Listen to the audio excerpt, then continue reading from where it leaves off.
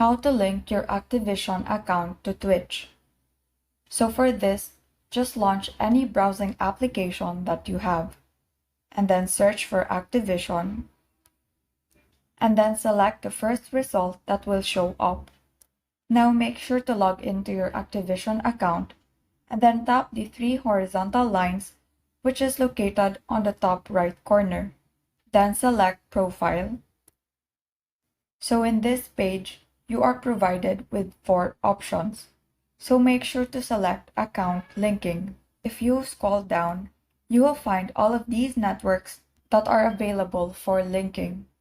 So the Twitch option is found under Social Networks tab. So just tap the Link Account button, which is beside the Twitch account. So by tapping Continue, it will direct you to Twitch for you to log in to your Twitch account. By tapping the Authorize button, you will be successfully linking your Activision account to your Twitch account.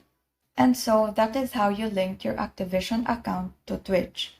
Thank you and have a great day.